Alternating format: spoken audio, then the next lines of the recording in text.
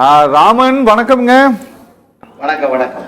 ராமன், பாஜக தன்னை பலவிதமாக மாற்றிக்கொண்டு சாக்ரிஃபைஸ் எல்லாம் பண்ணிக்கிட்டு அதிமுகவோடு கூட்டணி சேருவது பாஜகவுக்கு நல்லதல்ல அப்படின்ட்டு பேசியிருக்காரு. அதே நேரம் அதிமுக பிஜேபியோடு இருக்கணுங்கிறது தான் நம்ம விருப்பம் அப்படிங்கிற மாதிரி நாம நாம நாம நம்ம நம்மங்கிறாரு. யார் சார் அந்த நாம?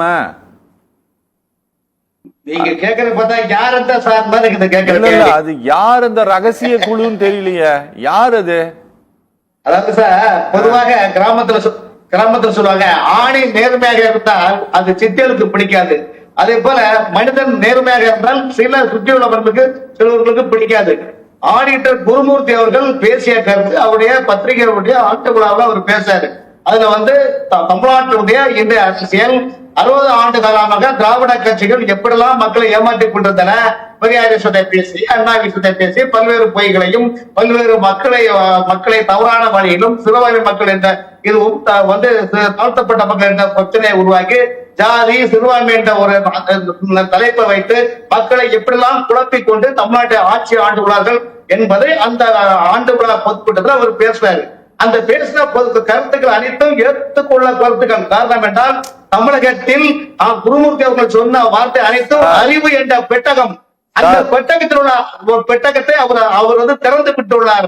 அதை தமிழ்நாட்டில் உள்ள அறிஞர் பெருமக்கள் படித்து நல்லது எது கெட்டது எது என்பதை தெரிந்து கொள்ள வேண்டும் என்ற உயர்ந்த கருத்து சொன்னார்கள். இரண்டாவது, ஆடிட்டர் குருமூர்த்தி அவர்கள் சொன்ன அனைத்து கருத்துக்களையும் அங்கே அமர்ந்திருந்த மேதகு முன்னாள் ஆளுநர் தமிழிசை சவுந்தரராஜன் அவர்கள், கே.சி. ராஜா அவர்கள் போன்ற முதுபெரும் தலைவர்கள் எல்லாம் அதை பார்த்து ரசித்து ரசனையோடு இருந்தார்கள் என்பதும் குறிப்பிடத்தக்கது. ஆகவே குருமூர்த்தி அவர்கள் சொன்னது மட்டுமல்ல, பழக்கருப்பை அவர்கள் போன்ற அறிஞர் புராணங்கள் சொன்னதெல்லாம் தமிழகத்தில் இன்றைய நடந்து கொண்ட அரசியல் சூழ்நிலை தான் சொன்னார்.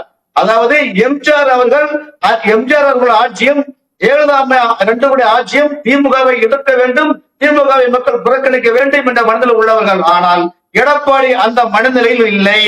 எடப்பாடி மனநிலை இல்லை என்ற காரணம் என்றால் 4 ஆண்டு காலம் செய்த பல்வேறு முறைகளுக்கு ஆட்சி நடத்த முறைகளுக்கு திமுகவுடைய பீட்டமா இருக்கின்றாரோ என்று இன்று கூட டிடிவி தினகரன் அவர்கள் சொல்லியுள்ளார். ஆகவே எடப்பாடி பழனிசாமி அவர்களை நம்பி பாஜகவுக்கு கூட்டணி வைக்க முடியாது. எடப்பாடி அவர்கள் சொல்லி கேட்க மாட்டார். ஆனால் அதே நேரத்தில் எடப்பாடி பழனிசாமி கூட்டத்தில் இருக்கின்ற பல 60-75% தலைவர்கள் பாஜகவுடன் கூட்டணி வருவதை தான் விரும்புகின்றார்கள். இதைத்தான் குருமூர்த்தி அவர்கள் மேற்கோள் காட்டுள்ளார். தவிர்த்து தமிழ்நாட்டினுடைய கலாச்சாரம், பண்பாடு, மக்களுடைய வாழ்வாதாரம் என்பது திமுகவுக்கு கிடைத்த ஒரு வரப்பிரசாதம் நினைக்க கூடாது. மக்கள் இன்னைக்கு ஜெயலலிதா 10 ஆண்டுகளும் தொடர்ந்து ஆட்சி கொடுத்தார்.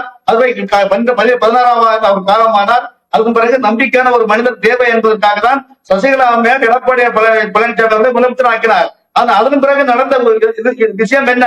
எடப்பாடி பழனிசாமி சிறப்பாக ஆட்சி அமைத்தார். ஏன் திமுக ஆட்சி வருகின்றது? திமுக ஆட்சியில் என்ன அர்த்தம்? மன்னர் ஆட்சி நடைபெறுகின்றது.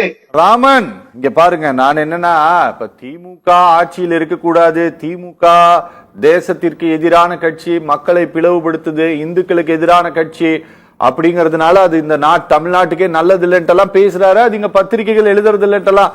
உங்க தகப்பனாரெல்லாம் பத்திரிகை நடத்தினவரு, நீங்களும் பத்திரிகைகள் எல்லாம் பணியாற்றியவரு, உங்களுக்கு தெரியும்.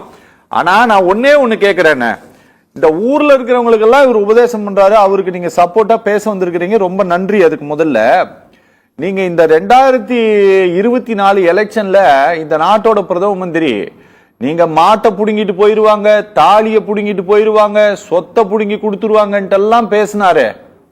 ஒரு தரப்பினருக்கு கொடுத்துருவாங்கன்னு சொல்லி பேசினாரு.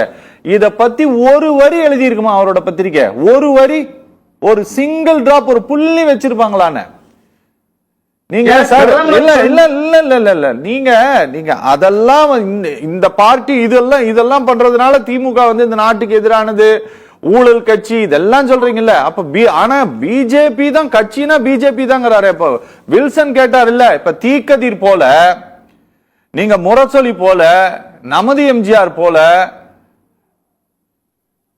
துக்ளக்கு பிஜேபி பத்திரிக்கைன்னு சொல்லுங்க சார். அதுக்கு ஆதரவா நான் இன்னைக்கு பேச வந்திருக்கேன்னு சொல்லுங்க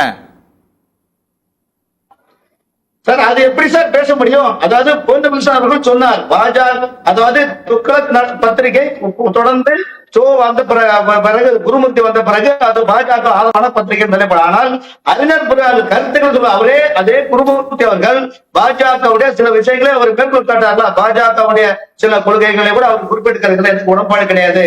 ஆகவே தமிழ்நாட்டில் நலன் கருத்தை வேண்டுமானால் எடப்பாடி பழனிசாமி தாமியை நம்ப முடியாது, அவர் நம்பிக்கை இல்லாதவர், முழுக்க அவர் திமுக சாதகமா சொல்லிவிட்ட காரணத்தால் தான் அவர் யாரு பேசியும் கேட்கவில்லை, நான் பரம்பரை பேசினேன். சார் யாரு பேச சார் அவர் கேட்கணும்?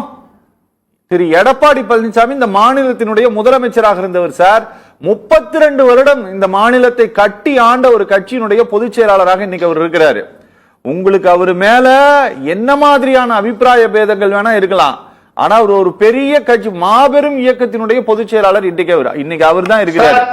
இல்ல அவரு நீங்க சொல்றத கேட்கணுமா சார்? ஒரு கருத்துக்களை சொல்றதுல எம்ஜிஆர் அவர்கள் சரி சார், நீங்க சொல்றத கேட்கல அப்படின்னா அவர் அரசியல் தெளிவில்லாதவரு, தொலைநோக்கு பார்வை இல்லாதவரு, திமுகவோட அவர் ஐக்கியமாயிட்டாரு, திமுகவை தோற்கடிக்க வேண்டும் என்ற உறுதி இல்லாதவர் என்றெல்லாம் நீங்க பொது மேடையில பேசுவீங்களா? அரசியல் தெளிவான மனிதராக இருந்தால் ஏன் 10 தேர்தலில் அவர் தோல்வியிட்டார்? எதுக்கு பதில் சொல்லுங்க. எம்ஜிஆர் அவர்கள் அறிஞர் பிரகாரமே ஆலோசகராக பல தடவை இருந்தால் கேட்டார்கள்.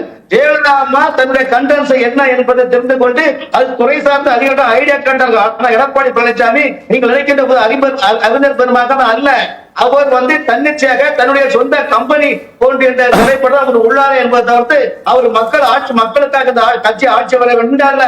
எடப்பாடி பழனிசாமி அவர்கள் தன்னிச்சையாக தந்தால் இன்றல்ல என்றைக்குமே அவர் தோல்விதான் தருவார். 2026 நடைபெறுகிற சட்டமன்ற தேர்தலுக்கு திமுகவுக்கு அவர் பாய்மெடுத்து கொடுப்பார் என்பதில் எந்த மாற்றம் இல்லை. அதைத்தான் குருமூர்த்தி அவர்கள் வெளிச்சம் போட்டு காட்டுகின்றார். 2024 நடந்த நாடாளுமன்ற தேர்தலில் திமுக பாஜகவும் அண்ணா திமுகவும் ஒருங்கிணைந்து கூட்டணியாக இருந்தால் கண்டிப்பாக 10 எம்பி 15 எம்பிகள் வந்திருக்கும்.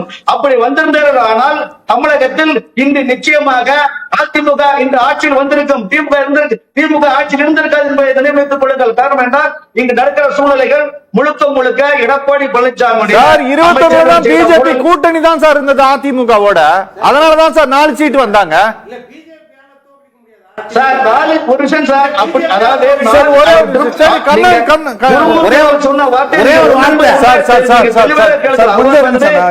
சூழ்நிலைக்காகவோ சொல்லவில்லை. அதிமுக பொதுச் செயலர் எடப்பாடி பழனிசாமி சிந்திக்காமல், ஜெயலலிதா போன்றவர்கள் சிந்திக்காமல் திமுகவை எதிர்க்கும் மனநிலை ஏன் இவ்வளவு இல்லை என்பதை அவர் சுட்டிக்காட்டுகிறார். அந்த முறையில் அவர் பேசியுள்ளார். சார் நல்லதுங்க, நல்லது.